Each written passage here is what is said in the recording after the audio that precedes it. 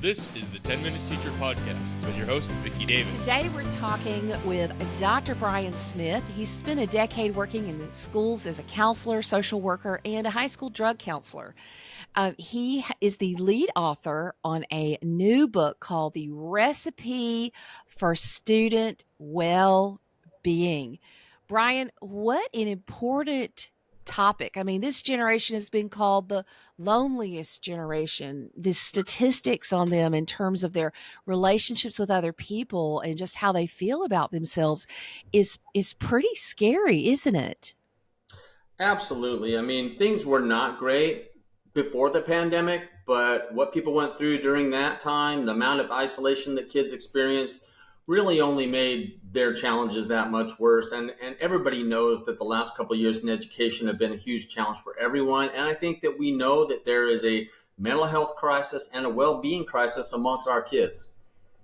So we want to talk about your book, The Recipe for Student Well-Being. You have 5 ingredients. Do you want to start with the first one?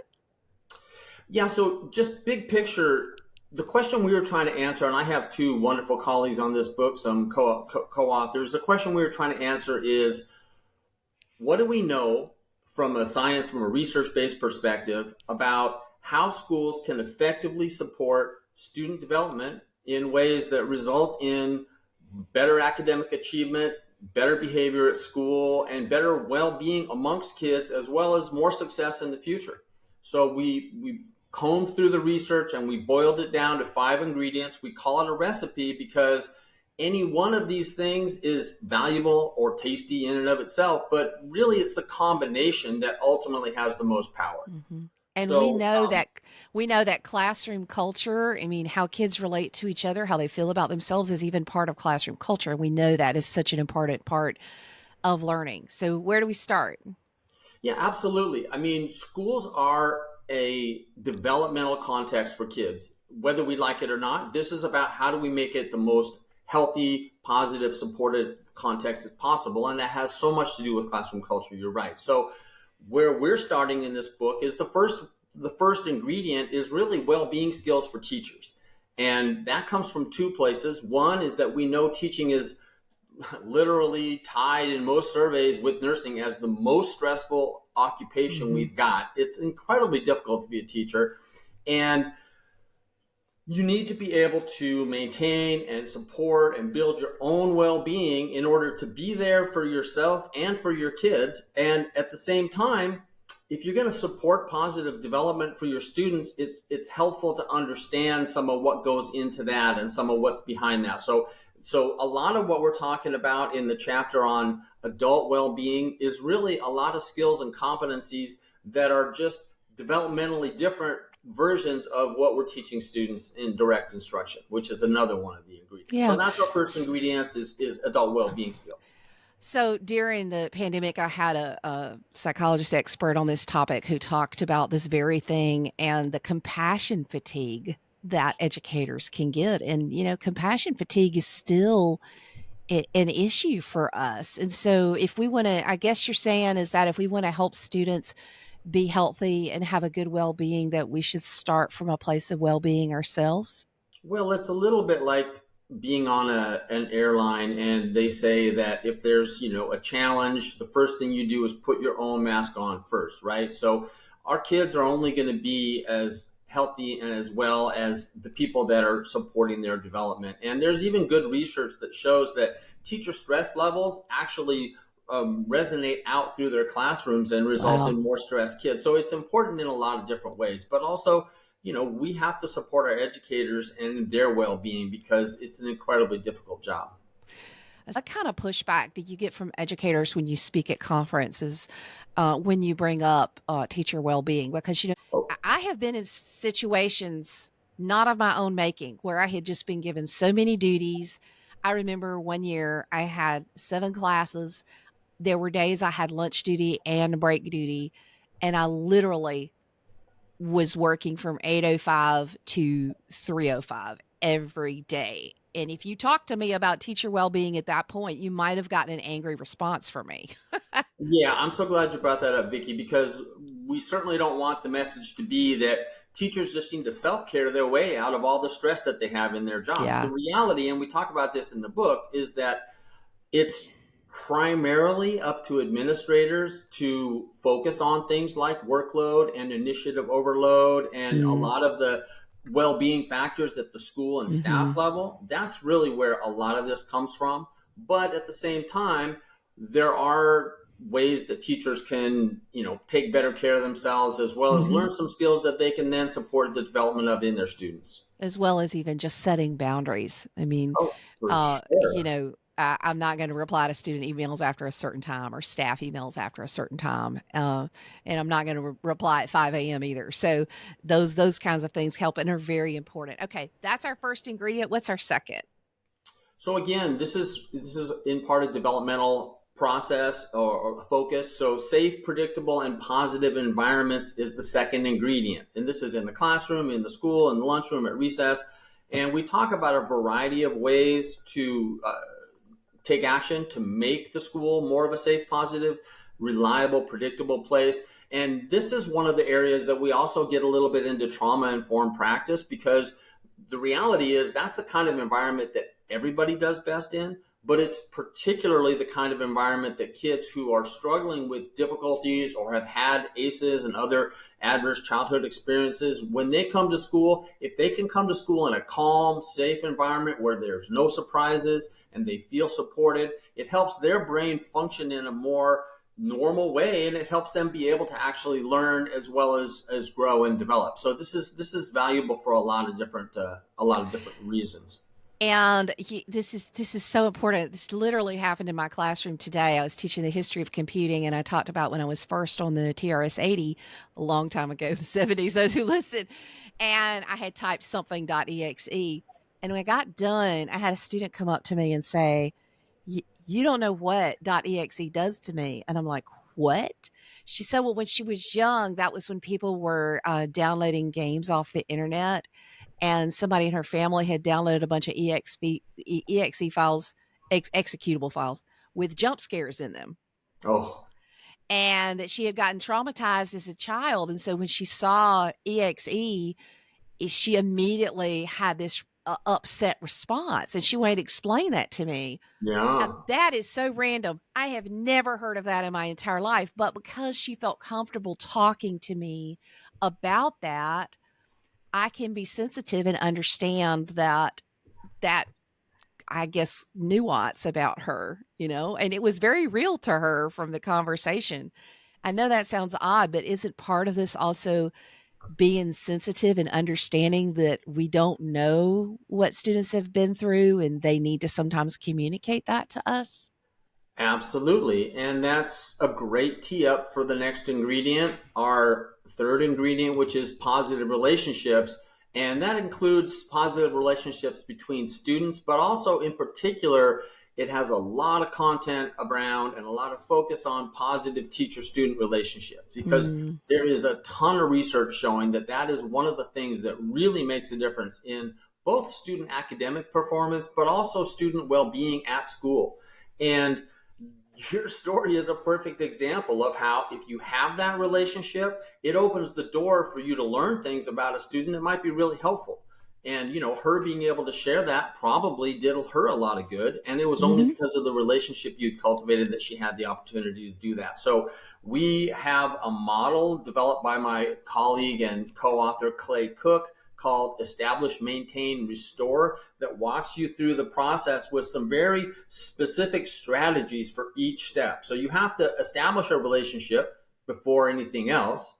But once you make a connection, you've got to maintain that. Relationships that you build with students don't just last forever because you haven't done anything, just like any of your other friends. You have to kind of keep it alive and feed it a little bit. And then inevitably, you're going to run into conflicts. You're going to have challenges that disrupt the relationship. So there's specific strategies that we provide around how to restore a relationship back to the point where you have a positive connection. So this is something that's super important. And I think that every student benefits, and it's hard for us to know who needs it the most. And so, we actually have a system where you go through your class roster and you Label each one of your students.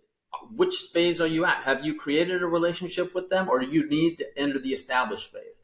Do you have one, but you need to keep it going and do some little things? Or actually, have you run into a bump in the road with them and you need to put it back together so that you can continue to be supportive and have that connection? So I think that's a critically important ingredient. Your example really tees it up. And that's something I learned from my mom when she mentored me about teaching. And I always say you have to relate to educate, which is just so true. Okay, what's our fourth, Brian? So we want to talk in this recipe. We want to talk about the ingredient of directly teaching kids about how to build their own competencies, their own well-being competencies. Oftentimes, this is through curricula that fall under the banner of social emotional learning. I know that's gotten a little controversial, but I think that, you can look at the content of programs, you can see if somebody has stepped over the line or not, but there's a lot of research showing that if you use a good, well-designed, well-put together and tested curricula, it makes it possible for you to engage in skill building instruction across the year with your students. And ideally, year after year, the programs kind of build on each other. So there is a role, we think, for direct instruction and direct support of skills for students. Of course, what that actually means varies a huge amount between kindergarten and high school. You have to look at it from a developmental perspective. But fourth ingredient is basically direct instruction.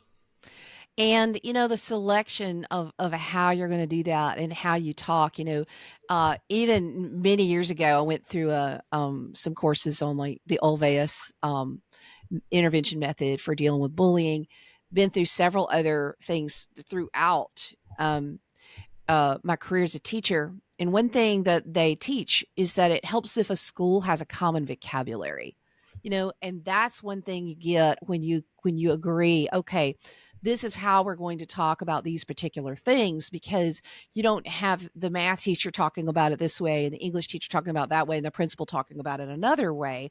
You have a consistent vocabulary, which can send a consistent message to students about, okay, this is how we're going to treat each other. And this is how you can build positive relationships with others. And this is how you can reconcile a relationship. So it does make a lot of sense. And we have to be careful not to,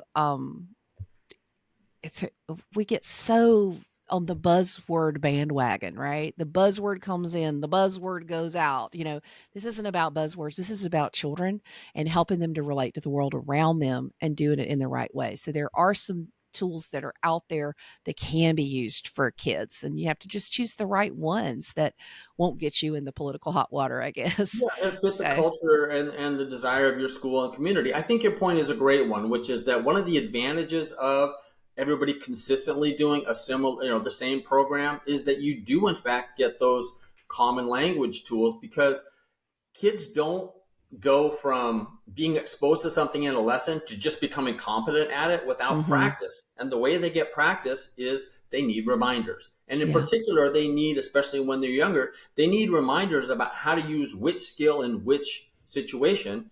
And so if you have a program that has consistent language that all the staff can learn, then all the staff can engage in this supportive cueing. Yeah. Instead of, everybody telling kids something different. So that's exactly right. Okay. What's our fifth? Finally is assessment. This is a data point. This one's a little tricky, but the idea is it's good to know how your kids are doing. It's good to know what the impact of any initiatives that you're using are and how things are changing over time. So there's easier and there's harder ways to do this, but it's important to try to do kind of a database decision-making process where you're trying stuff out, you're seeing how it's working, and then you're improving from there. It's kind of a tool for a continuous improvement process, if you will. And there's evaluating the tool, but there's also, I always survey my kids when we come back from a long break or at the beginning of a semester, but in particularly a long break. And I'll say, just a quick Google form, how happy are you today compared to last week or whatever, and why? to try to understand, like, is there anything big that's going on that I need to know about as I build that relationship with that student? Yeah. And very often, I'll find out things that I really did need to know to help that child. So, really talking assessing the program, which anything we do, we want to Well, or assess and be able assessing, to evaluate. how your kids are doing and whether the initiatives that you're engaging in around supporting well-being, what kind of effects they're having. Are you seeing Hmm. improvements? Are you seeing kids feeling more Hmm. connected and a greater sense of belonging at school? Yeah, We know that's one of the most powerful things kids can experience for both academic and also personal development. that's So that's great. something that's not hard to measure, and Excellent. several of these ingredients all move in that direction. So I think it's a matter of, you have goals, you have strategies, and then you want to check and see how we're doing. Can we fine tune Yeah. this in some way? Well, student well-being is so very important. And let's finish up, Brian, with a 1-minute elevator pitch to all the educators listening to this podcast, just encouraging them about improving student well-being.